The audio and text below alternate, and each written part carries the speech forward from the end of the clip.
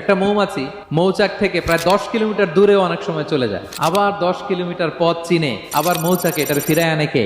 এই পুরো মেকানিজমটা নিয়ে গবেষণা করে অস্ট্রিয়ান একজন সায়েন্টিস্ট, তার নাম হচ্ছে কার্ল ব্রনফিশ। সে একটা বই লিখেছে, দ্য ডান্সিং বিজ, এবং এই বই লিখে সে নোবেল লরেট হয়েছে, নোবেল প্রাইজ পেয়েছে। আমরা তো মধু পাইয়া হাতের তালুর মধ্যে নিয়ে জিহ্বা দিয়ে চাটি, আমাদের তো আর ব্রেন খাটানোর ওই সময় নাই।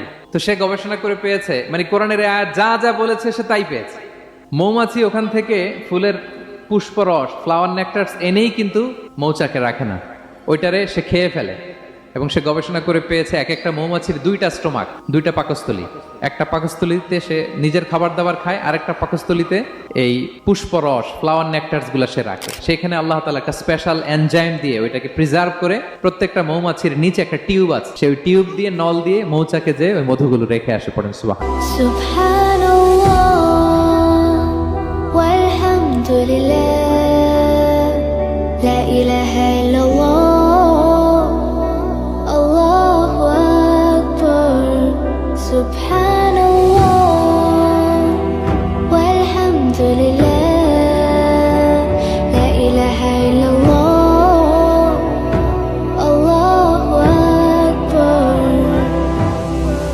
तू ही मेरी मौला तू ही मेरी मौला अल्लाह तू ही मेरी मौला तू ही मेरी मौला।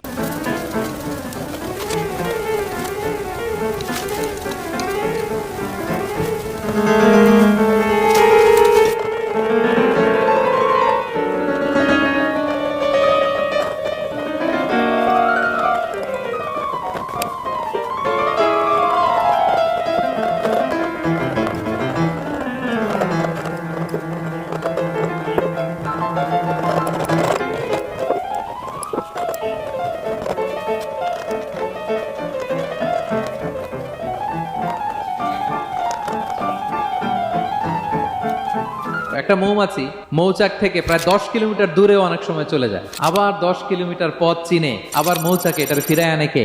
এই পুরো মেকানিজমটা নিয়ে গবেষণা করে অস্ট্রিয়ান একজন সায়েন্টিস্ট, তার নাম হচ্ছে কার্ল ব্রনফিশ। সে একটা বই লিখেছে, দ্য ডান্সিং বিজ, এবং এই বই লিখে সে নোবেল লরেট হয়েছে, নোবেল প্রাইজ পেয়েছে। আমরা তো মধু পাইয়া হাতের তালুর মধ্যে নিয়ে জিহ্বা দিয়ে চাটি, আমাদের তো আর ব্রেন খাটানোর ওই সময় নাই। তো সে গবেষণা করে পেয়েছে, মানে কোরআনের আয়াত যা যা বলেছে সে তাই পেয়েছে। মৌমাছি ওখান থেকে ফুলের পুষ্পরস, ফ্লাওয়ার নেকটার্স এনেই কিন্তু মৌচাকে রাখে না, ওইটারে সে খেয়ে ফেলে। এবং সে গবেষণা করে পেয়েছে এক একটা মৌমাছির 2টা স্টোমাক, 2টা পাকস্থলী। একটা পাকস্থলীতে সে নিজের খাবার দাবার খায়, আরেকটা পাকস্থলীতে এই পুষ্পরস, ফ্লাওয়ার নেকটার্স গুলা সে রাখে। সেখানে আল্লাহ তাআলা একটা স্পেশাল এনজাইম দিয়ে ওইটাকে প্রিজার্ভ করে প্রত্যেকটা মৌমাছির নিচে একটা টিউব আছে, সেই টিউব দিয়ে নল দিয়ে মৌচাকে যে